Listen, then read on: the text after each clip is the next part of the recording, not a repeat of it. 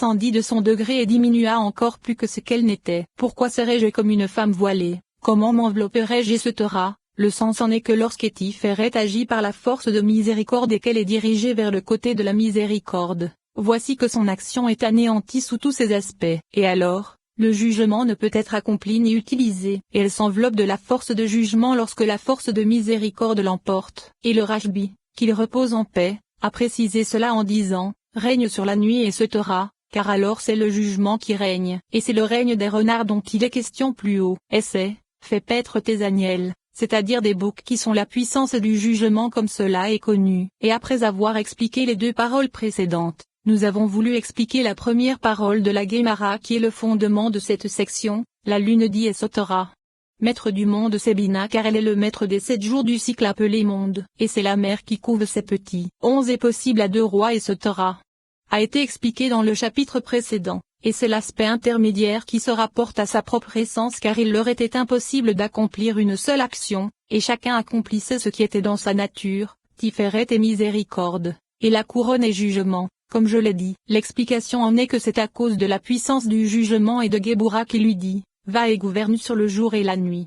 C'est-à-dire, qu'un chefa de miséricorde, c'est-à-dire le jour, et un chefa de jugement, c'est-à-dire la nuit, soit prodigué dans ce monde grâce à elle. Et ceci se trouve un peu au-dessus d'elle car son degré en bas est diminué vis-à-vis de son degré en haut, par le secret de son premier emplacement. Et elle répondit, quelle en est l'utilité? La signification en est que cela n'a aucune utilité puisqu'elle était la cause qui accusa dès les temps anciens parce que cette association n'était pas sa volonté. Et c'est ce qu'elle dit, à quoi servirait une lampe en plein jour?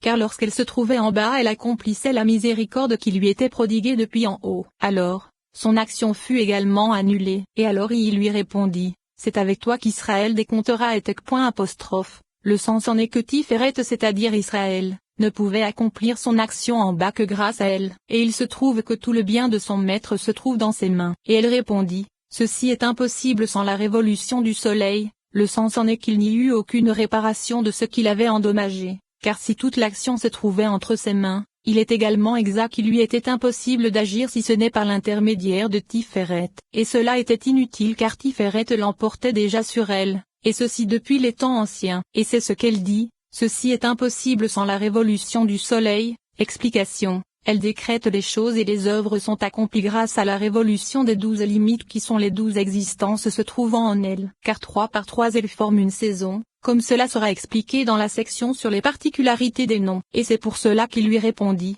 c'est par ton nom que seront appelés les justes. Le sens en est que c'est grâce à l'attachement des justes qu'elle est toujours unie à son époux. Et cela ne la consolait pas. Explication. C'est son union. Comme il est dit, Adam connut et souhaitera, et cela signifie qu'elle ne put revenir vers son emplacement premier puisqu'elle s'élevait parfois au-dessus de son époux pour être pour lui une couronne, Tiferet. Et c'est pour cela qu'il lui répondit, apporte-moi un sacrifice d'expiation et souhaitera, comme cela est expliqué dans le chapitre précédent. Voici que ces 3 paroles ont été complètement expliquées. Et ce qu'il nous reste à expliquer c'est une grande question reposant sur cet enseignement, à tel point que l'homme intelligent sera ébloui. Voici de quoi il s'agit. Comment est-il possible que le sujet de l'accusation et du reproche s'applique à l'emplacement de la spiritualité, de la sainteté, et de la pure et sainte Atzilut? Car il s'agit d'un des nombreux attributs des fils de l'homme. Et c'est encore moins le cas de la pure et sainte Atzilut, car qui pourrait en parler d'une façon légère et rester impuni? De plus, c'est parce qu'elle dit c'est parce que je t'ai suggéré ce qu'il serait approprié qu'il voulut calmer son esprit, car apparemment ses paroles étaient bonnes et justes. Ainsi, comment aurait-elle dû diminuer à cause de cela? Car il aurait été approprié qu'elle ne diminuât pas. Voici que ces questions sont difficiles,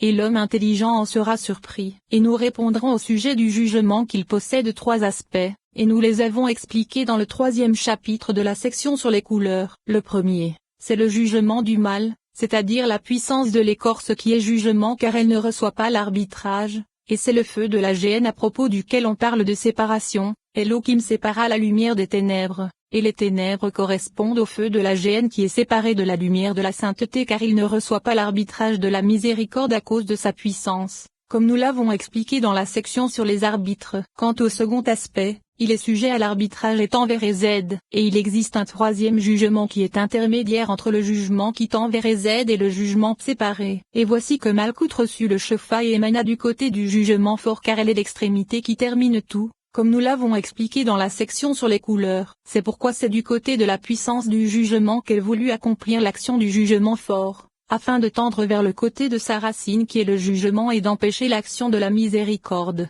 comme nous l'avons expliqué dans le chapitre précédent. Et c'est pourquoi elle accusa et voulut sortir au-dessous de Tiferet pour que son œuvre soit jugement en essence, car Tiferet annule son action et tranche vers le côté de la miséricorde, comme c'est le cas vis-à-vis de Géboura, et elle ne voulait pas d'arbitrage, et ceci est en partie semblable au feu de la géhenne et à la puissance du jugement fort. Ainsi, elle descendit de son degré et prit la couleur verte, comme cela est expliqué dans le 4e chapitre de la section sur les couleurs ainsi que dans la section sur les sentiers à la fin du second sentier, et il s'agit du vert de la sainteté se trouvant dans la Tzilout. Et elle fit cela afin d'être à la tête des renards qui règnent sur le feu de la géhenne, c'est-à-dire ceux qui ne veulent pas d'arbitrage, et puisque sa demande était une chose légitime, du côté où elle se nourrissait du jugement fort ils agirent avec miséricorde afin que ses pieds descendent dans la mort, jusqu'à ce que l'écorce soit empêchée et que la mort soit éternellement anéantie. Et alors, l'écorce s'approchera du cerveau et toutes les créatures sauront qu'il est le seul Elohim. Et il se trouve que le porc sera purifié, c'est-à-dire la peau d'Ésaü car elle ressemblait à celle d'un sanglier, et le feu de la géhenne sera anéanti. Et alors, Malkout retournera vers l'emplacement premier de la maison de son époux,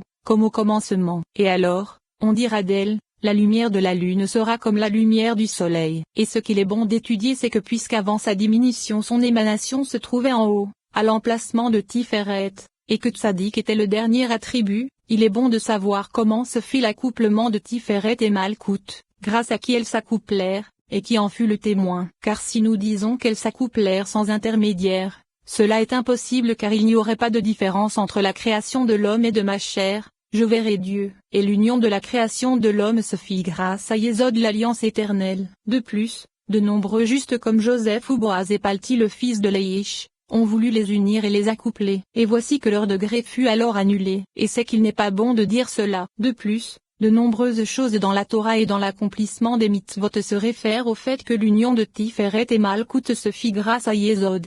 Ainsi, nous dirions que l'accomplissement de telle ou telle mitzvah, ou tel verset serait annulé. À Dieu ne plaise. Nous répondrons à cela que jamais l'union ne changea et que jamais elle ne changera. Ainsi, avant la diminution leur union se faisait par l'intermédiaire de Yésod, mais c'est également le cas du temps de la diminution. Et il en sera de même de leur union après son élévation vers son emplacement, son élévation vers son épouse, comme ce fut le cas au jour ancien. Et ne dis pas à cause de cela que Yésod est le 10e degré, car nous avons déjà expliqué qu'au moment de l'émanation de Tiferet, Yésod émana avec elle. Car le corps et l'alliance sont à considérer ensemble mais avec deux aspects, c'est-à-dire deux réalités. Une réalité fine et mystérieuse qui est la propagation du veau initial vers Netzayod, et une réalité révélée qui se trouve après Netzayod comme nous l'avons expliqué dans le 8e chapitre de la section sur l'ordre de la Tzilout.